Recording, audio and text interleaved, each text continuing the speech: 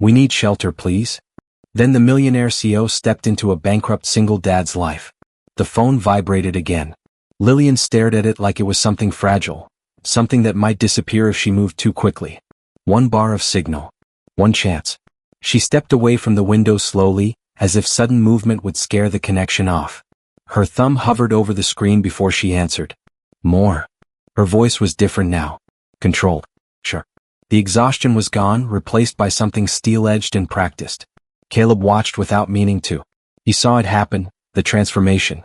The woman who had sat wrapped in his blanket, staring at a space heater like it was salvation, was gone.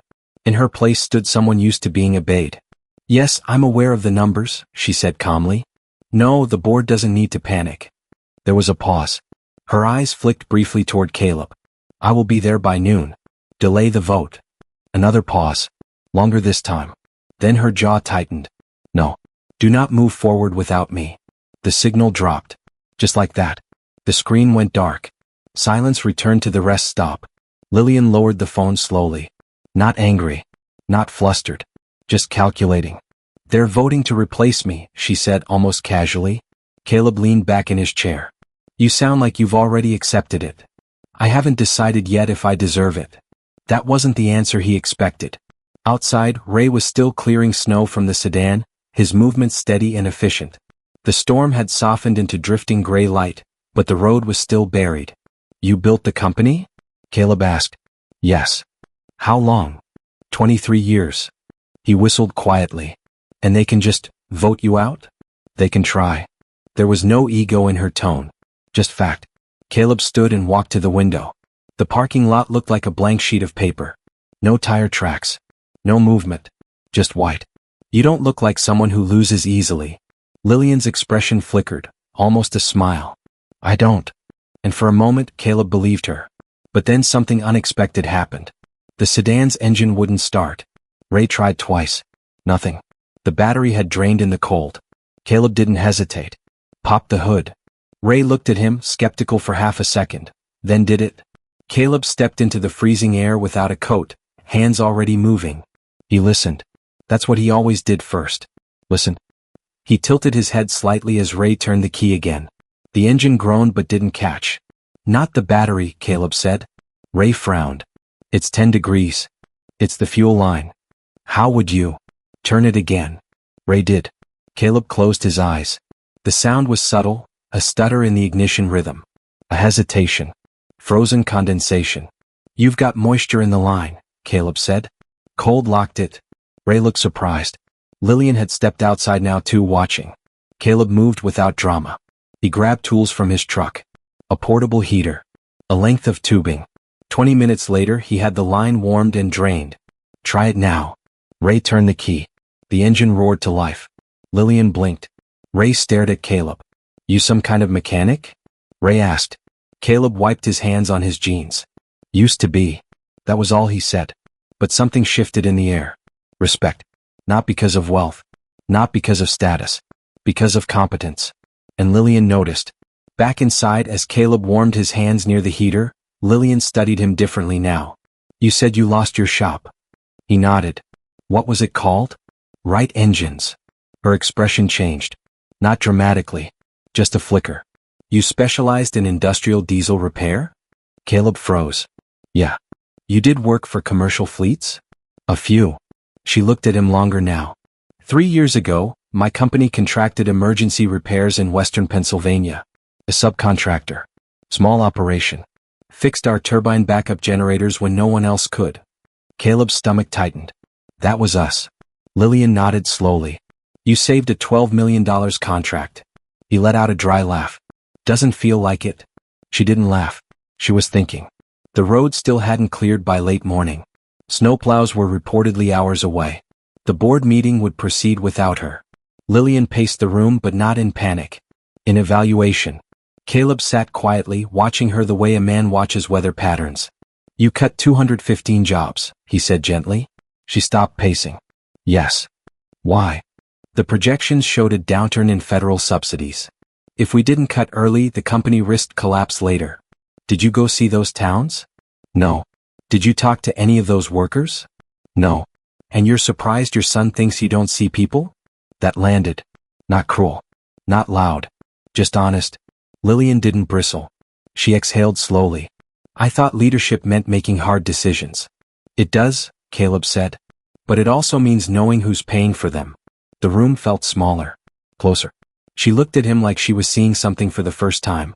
Not a bankrupt man in a condemned rest stop, but a leader who had lost everything and understood the cost. Around noon, Ray received a satellite message. The board had voted. Unanimous. Lillian Moore was removed as CEO of Moore Energy Holdings. Effective immediately. Caleb waited for a reaction. Anger. Devastation. Instead, Lillian sat down in the plastic chair and stared at the floor. Very quiet. You're not surprised, Caleb said. I delayed the vote for 3 weeks, she replied. I knew. The silence stretched. You worth $400 million yesterday, Caleb said. What are you worth today? She looked up at him. Apparently, less. He shook his head. No. I mean as a person. That question hit deeper than the vote ever could. She didn't answer right away. And that was answer enough. The snowplows arrived at 2:17 p.m. The highway reopened. Ray loaded the sedan. Lillian folded the blanket carefully and handed it back to Caleb. Thank you, she said. This time it wasn't survival talking. It was respect. Caleb shrugged. Nobody should sit in the dark alone if somebody can help it. She studied him again. You don't belong here. He almost smiled. Neither do you. She stepped closer. I'm not done, she said quietly. With what? Learning how to see people. Then she did something unexpected. She reached into her coat pocket and handed him a business card. Heavy stock. Claim. Minimal. Lillian Moore. No title. Just a name and a direct number. If you ever decide you're not done either, she said, call me. Ray opened the car door. The sedan pulled away slowly. Caleb stood in the parking lot long after the road swallowed them. He looked down at the card. Then at the rest stop. Then at the foreclosure notice still folded in his glove compartment. For the first time in months, the future didn't feel completely sealed. But what Caleb didn't know was that Lillian Moore wasn't the only one who had lost everything that day. And the board that voted her out had just made the most expensive mistake of their lives. The board laughed at a fallen CEO, until she walked back in with the one man they never expected. 3 days after the storm, Caleb Wright was back under the hood of a rusted pickup in the rest stop parking lot when the black sedan returned. He didn't hear it at first. He felt it. Some engines hum. Some rattle. Some glide. This one purred. He straightened slowly, wiping grease from his hands with a rag that had already lived 3 lives. The sedan stopped exactly where it had before, like it remembered the spot. The rear door opened. Lillian Moore stepped out. No wool blanket this time.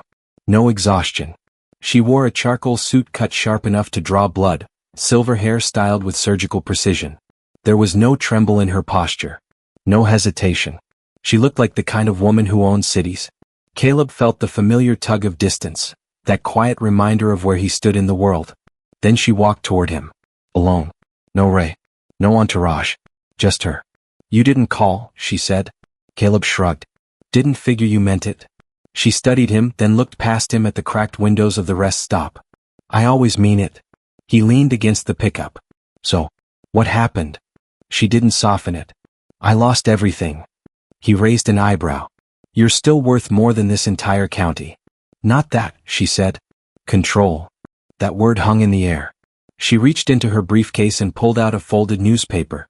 Local business section. Headline.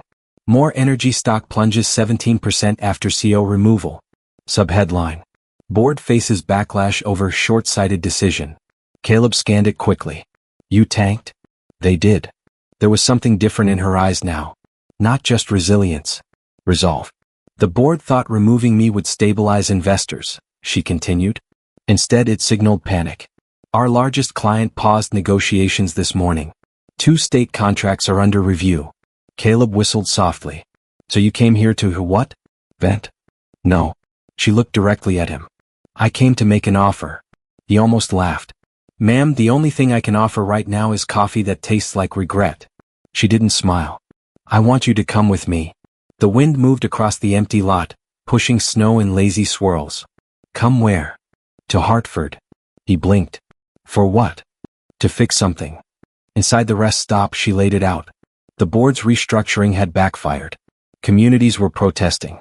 Local news stations were running interviews with laid-off workers. Social media was filled with footage of families packing boxes. Investors were nervous. The interim CEO, a man named Harold Kemp, had already begun pushing for more cuts. "They're doubling down," Lillian said calmly. "Because numbers are the only language they speak." Caleb crossed his arms. "And you?" "I speak numbers too." "Then why are you here?" Her eyes sharpened. "Because numbers aren't enough." Silence. "I need someone in that room who understands what those cuts cost." He frowned. "You think I'm your sympathy prop?" "No." She didn't hesitate. "I think you're proof." "Proof of what?" "That leadership isn't spreadsheets." Caleb stared at the floor for a long moment. "I'm broke, Lillian." "I know." "My license is under review." "I know." "I live in a condemned rest stop." "I know." She stepped closer. "You also saved a $12 million contract with nothing but skill and integrity. And you didn't even invoice us for emergency overtime." He blinked. "How do you know that?" I looked. The word was deliberate. She had looked. At him. At his history. At the details. The way she hadn't before with those 215 names. Something tightened in his chest. "What exactly are you asking?" he said quietly. "I'm calling an emergency shareholders meeting tomorrow. I have enough voting power to challenge the board if I present a credible restructuring alternative. And I want you to present it." He stared at her like she'd suggested he fly the sedan to the moon. "I fix engines. You fix systems," she corrected. "And right now my company is a broken system." Caleb didn't answer right away. His instinct was to refuse. Men like him didn't walk into corporate towers. They repaired the loading docks behind them. "You're asking me to stand in front of a room full of millionaires," he said slowly, "and tell them how to run a company worth $500 million. "Yes." He let out a breath. "Why would they listen to me?" "They won't." She didn't sugarcoat it. "But they'll listen to the results." She opened her briefcase again and pulled out a thin folder. Inside were financial summaries, regional profit breakdowns, infrastructure maps. "I had 3 sleepless nights to study what went wrong," she said. "We cut human capital without fixing operational inefficiency." He flipped through the pages. His eyes narrowed. "Your maintenance contracts are outsourced." "Yes." "Your equipment downtime average is 18% higher in rural installations." "Yes." "Your service teams are understaffed." "Yes." "And instead of reinvesting in field operations, you cut the people who actually keep your systems running?" Her gaze locked onto his. "Yes." The room was quiet except for the low hum of the space heater. Caleb tapped the paper. "You're bleeding in the wrong place." She nodded once. "And you know how to stop it." That night, for the first time in months, Caleb didn't sit alone in the dark. He sat at the old plastic table with a pen and scrap paper. Lillian listened. He didn't talk like an executive. He talked like a mechanic. "You don't replace a failing engine by firing the pistons," he said. "You fix the fuel line." She wrote it down. They mapped out a restructuring plan that did something radical. Rehire 140 of the laid-off workers into a newly centralized field operations division. Cut redundant executive bonuses. Reinvest savings into in-house maintenance teams. Reduce downtime. Increase contract reliability. Restore investor confidence. It wasn't flashy. It was practical. By 3 a.m. they had a proposal. By 6 a.m. they were on the highway. Caleb in the passenger seat, watching the mountains disappear behind him. Hartford was glass and steel. More Energy headquarters rose 23 stories above the street. Caleb felt underdressed in his cleanest flannel shirt and worn boots. "You don't need a suit," Lillian said, noticing his hesitation. "You need conviction." Inside heads turned. Security stiffened. Executives whispered. Harold Kemp stood near the boardroom doors, smug confidence written all over his face. "Well," Kemp said coolly, "if it isn't our former CEO."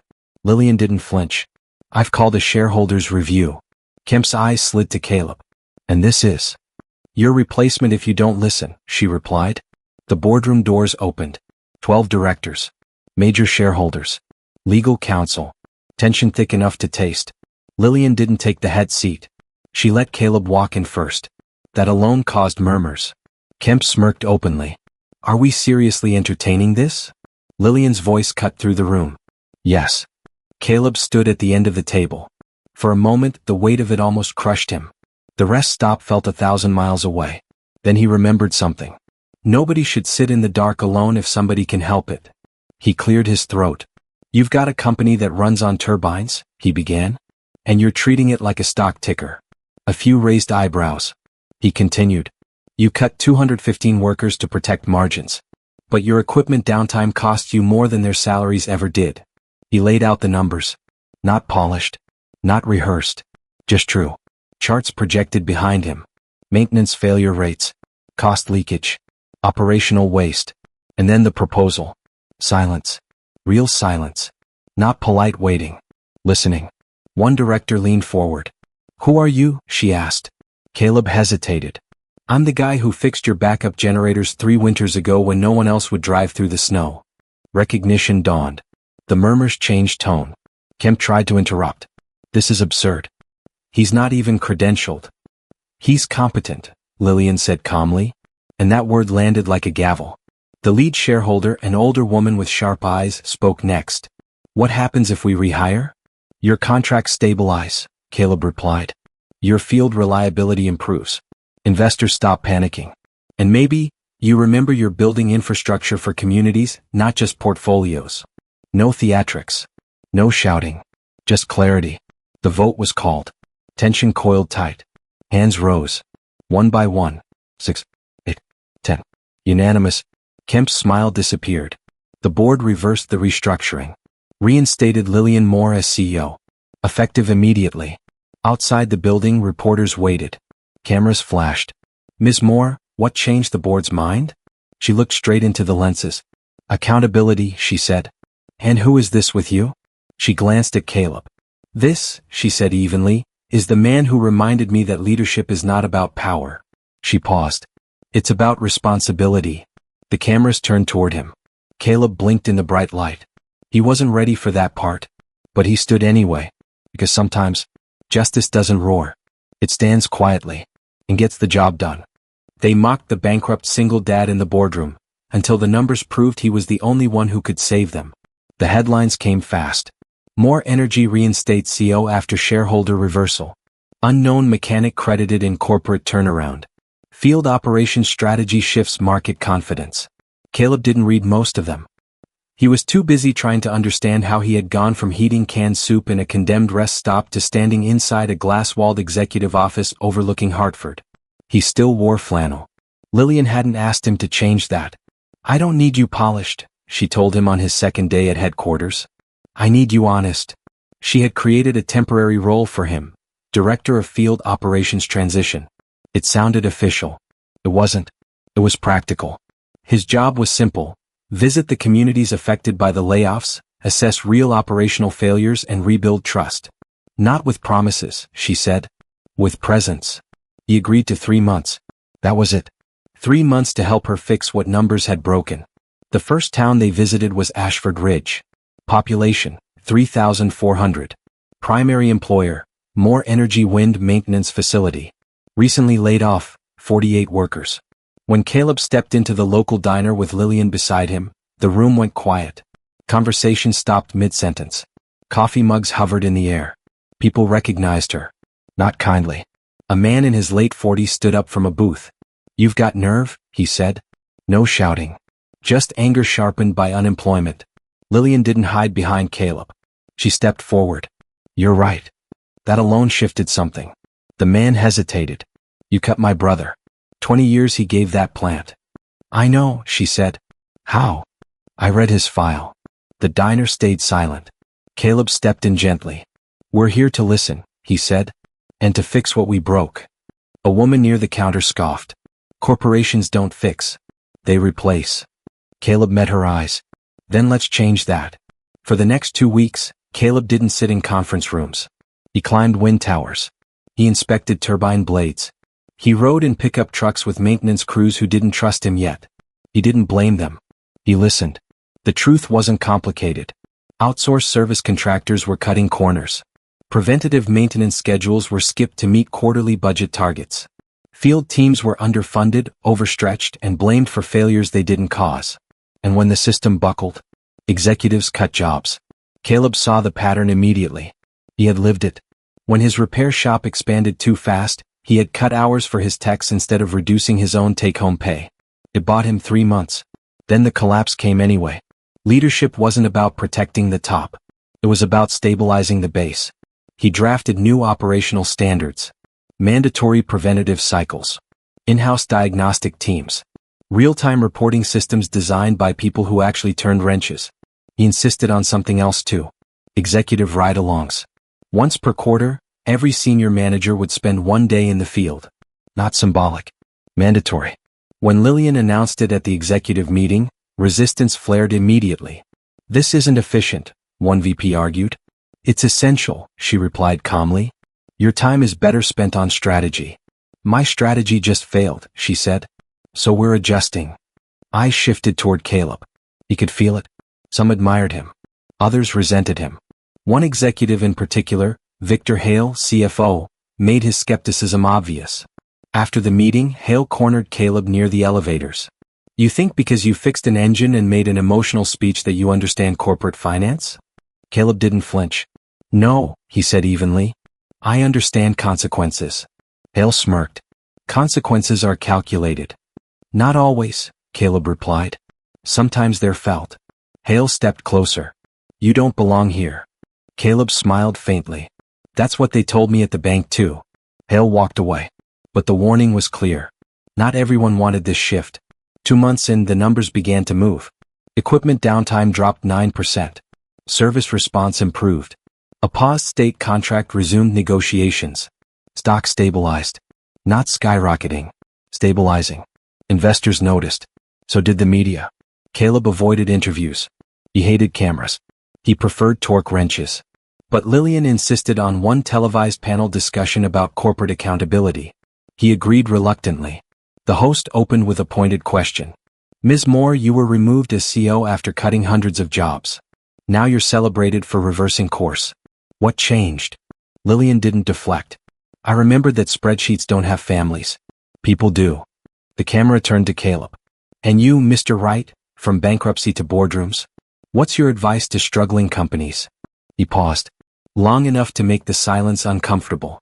"Stop asking how to protect profit," he said finally. "Start asking who pays when you don't." The clip went viral. Not because it was dramatic. Because it was simple. And true. But not everyone was impressed. Behind closed doors, Victor Hale worked quietly.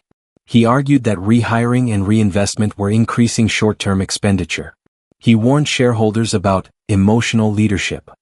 He framed Caleb as a liability, a risk, an uncredentialed outsider influencing executive decisions. And one afternoon, Hale found something. Caleb's pending contractor license review. Outstanding debt. Collections notices. Hale smiled. He requested a private meeting with Lillian. "He's compromised," Hale said smoothly. "Financially vulnerable. That makes him unstable." Lillian's expression remained unreadable. "You're suggesting what?" "That we distance the company from him." Quietly. "And admit our recovery was accidental?" she asked. Hale leaned back. "Or say the strategy was always yours." Lillian stood slowly. "You misunderstand something, Victor." He raised an eyebrow. "I don't need to protect my ego." She stepped closer. "I need to protect integrity." Hale's smile faded slightly. But he wasn't finished.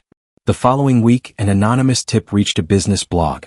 Headline: "More energy relies on bankrupt mechanic for corporate strategy." The article wasn't vicious. It was insinuating. It questioned Caleb's financial stability, implied desperation, suggested conflict of interest. The comments section exploded. Some supportive, many cruel. Caleb saw it that night in his small Hartford apartment, paid for by more energy temporarily. He stared at the screen. He felt the old shame creeping back. Bankrupt. Failed. Irresponsible. The labels he thought he'd outgrown. His phone rang. "Lillian." "You saw it," she said. "Yes." "Does it change anything?" He thought about it. About the rest stop. About the diner in Ashford Ridge. About the wind towers. "No," he said quietly. "Does it change anything for you?" There was no hesitation. No. The next morning she called a press conference. Cameras gathered. Reporters leaned forward. "I'm aware of the recent article," she began calmly. "Let me clarify something." She stepped aside. Caleb walked up beside her. "More energy is not recovering because of polished resumes," she continued. "We are recovering because we listened to someone who understood the cost of our mistakes. She looked directly at the cameras. Bankruptcy is not a character flaw. It is a chapter. And the man standing beside me turned his chapter into our correction. Silence. Then applause. Not from everyone, but enough. Victor Hale watched from his office window, jaw tight. His plan hadn't worked. Yet. That evening, Caleb received a call he hadn't expected. His son, Ethan. They hadn't spoken in months. Dad, Ethan said awkwardly. Hey. I saw you on TV. Caleb rubbed the back of his neck. Yeah. That happened. There was a pause. You look different. How? Like you're not trying to prove anything. That hit harder than any article. Maybe I'm not, Caleb said. Another pause. Can I visit? Ethan asked quietly. Caleb swallowed. Yeah, he said. I'd like that. But while reconciliation began quietly in one part of his life, a storm was gathering in another. Victor Hale wasn't done. And this time, he wasn't going after Caleb's reputation. He was going after the company itself. They tried to destroy the company to prove him wrong, but the bankrupt dad exposed the real sabotage. The first sign wasn't dramatic. It was a flicker on a monitor in the Hartford Operations Center. Then a red alert. Then another. Within minutes, 3 wind farms across 2 states reported simultaneous turbine shutdowns. Unscheduled. Unexplained. Caleb was in the building when the call came through. He didn't panic. He listened. The same way he always did. Pull the diagnostic logs, he said calmly to the operations team. Lillian stood beside him, phone already buzzing with incoming alerts from investors.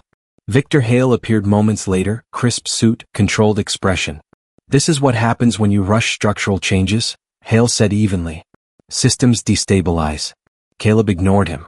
Where were the last software updates pushed from? He asked. A technician responded quickly. Central maintenance server.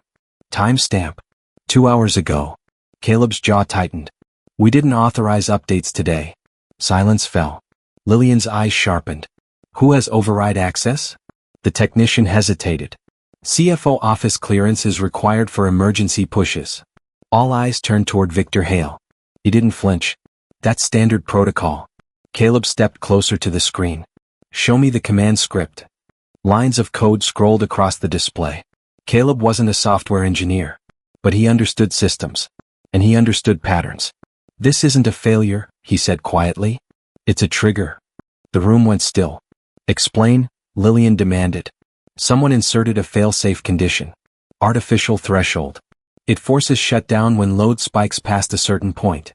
That's for safety, Hale cut in. Not at these levels, Caleb replied.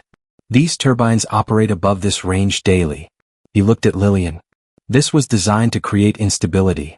Hale's composure cracked just slightly. That's a serious accusation. Caleb met his eyes. It's a serious problem. Within hours, news outlets reported massive operational breakdown at More Energy. Stock dipped again. Investors demanded explanations. Hale moved quickly. He called for an emergency executive meeting. Inside the boardroom, tension was suffocating. This proves the restructuring was reckless, Hale argued. Operational discipline was compromised. Caleb stood at the end of the table again. Not as a guest. As a shield. You're right, he said calmly. The board murmured. Hale blinked. You're admitting fault? I'm admitting someone compromised discipline, Caleb clarified. He placed printed logs on the table. Emergency override came from CFO clearance credentials. Every head turned toward Hale. Hale's voice sharpened. My credentials are used by authorized staff regularly. Then we check authorization logs, Lillian said coolly. Hale stiffened. Are you accusing me of sabotage? Caleb didn't raise his voice. I'm accusing someone of prioritizing panic over patience. Silence. Lillian made a decision. Forensic audit, she said. Effective immediately. Hale's face hardened.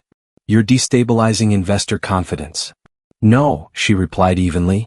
You did that when you underestimated intelligence. The forensic review didn't take long. The override script had been pushed from Hale's direct terminal. Timestamped during a period when no emergency condition existed. Internal emails surfaced. Messages to select shareholders predicting operational collapse under Lillian's leadership. Hale had orchestrated the shutdown. Not to destroy the company. To prove he should run it. When confronted privately, he didn't deny it. You're too sentimental, he told Lillian coldly. Leadership requires control. She held his gaze. Control without conscience is sabotage. Security escorted him from the building the next morning. No shouting. No spectacle. Just quiet accountability. But the story leaked anyway. Headlines shifted again.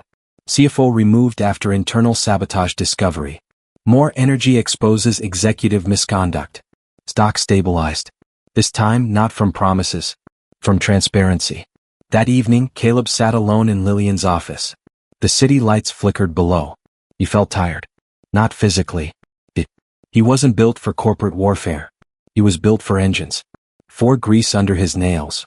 For problems that made noise when they broke. Lillian entered quietly. "You didn't have to stay," she said. "I know." He didn't look at her. "You ever think maybe this isn't your fight?" he asked.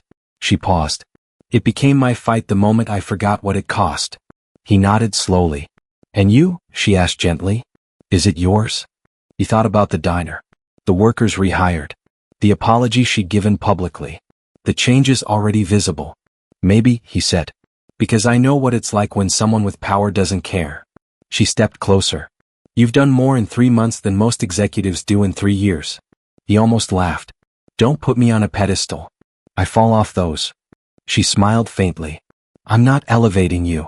She extended her hand. "I'm offering you a permanent seat." He looked at her. "You're serious?" "Yes." "Title?" "Chief Operations Officer." He stared at her. "That's not small." "No," she agreed. Silence. "I live in a rest stop," he reminded her. "You used to." She reached into her briefcase. A sealed envelope. Inside, confirmation from the licensing board. His contractor license reinstated. Debt restructuring approved. Anonymous settlement payment clearing collections. He looked up sharply. "You did this?" "No," she said softly. "You earned it. I just ensured the process wasn't buried in bureaucracy." He swallowed. "That's not why I stayed," he said quietly. "I know." That was why she trusted him. The next week Ethan arrived in Hartford.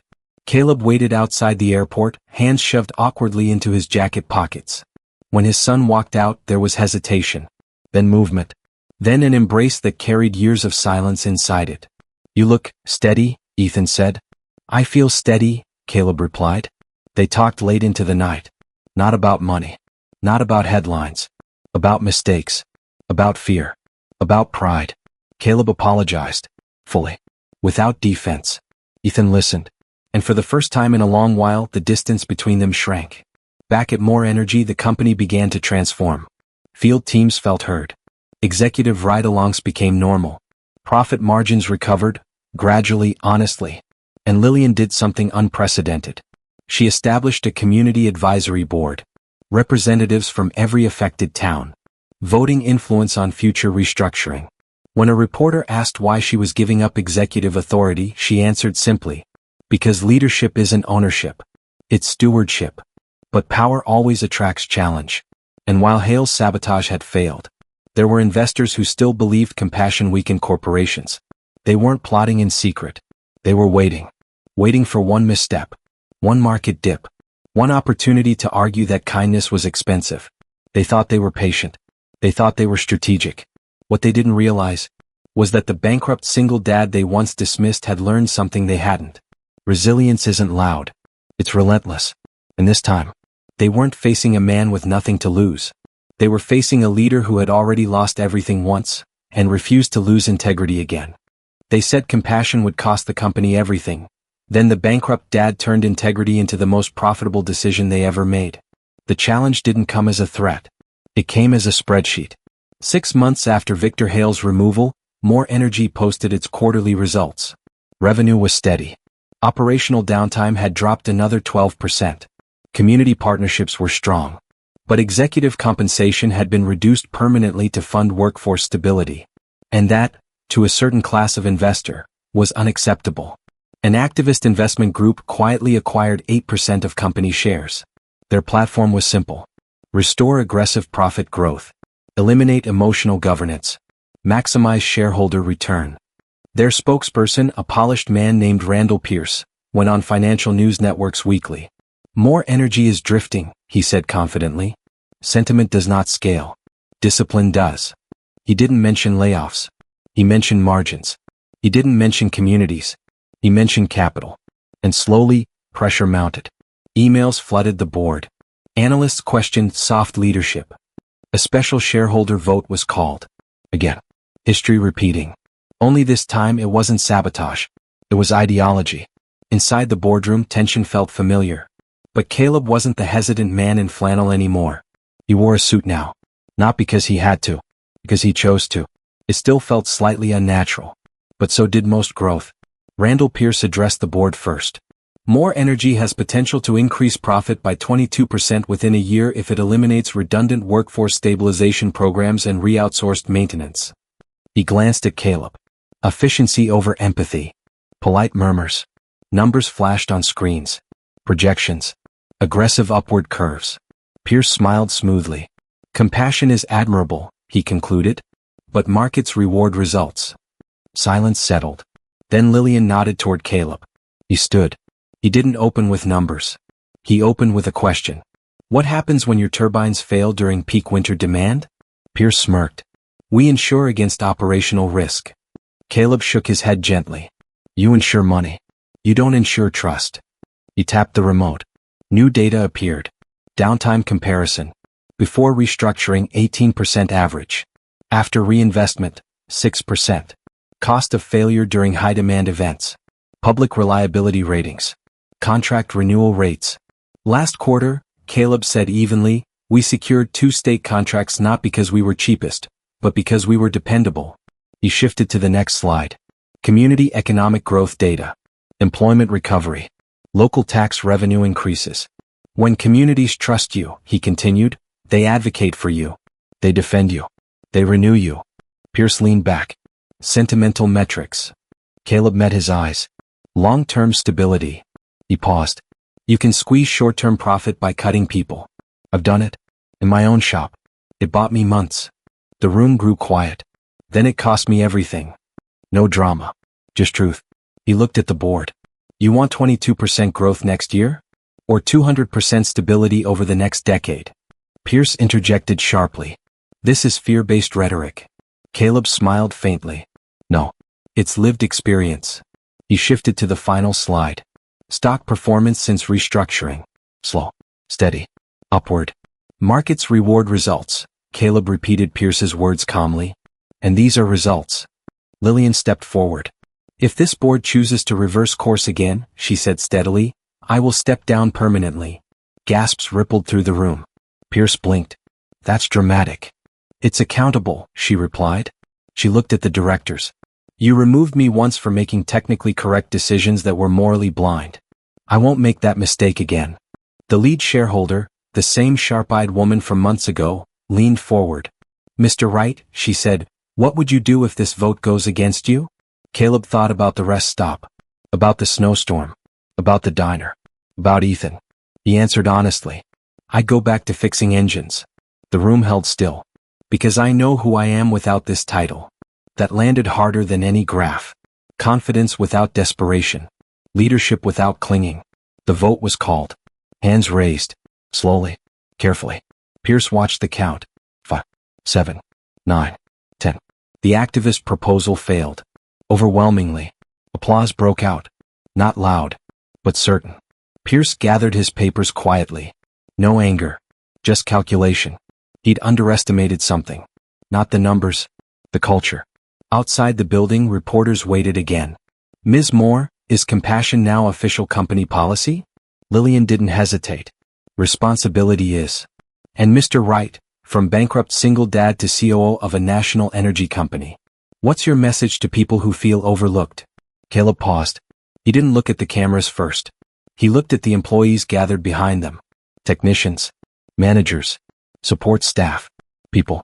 Don't measure yourself by your worst season, he said finally. Storms pass. The words felt full circle. Because he knew they did. That evening, Caleb and Ethan drove back to the mountains. Not to live. To visit.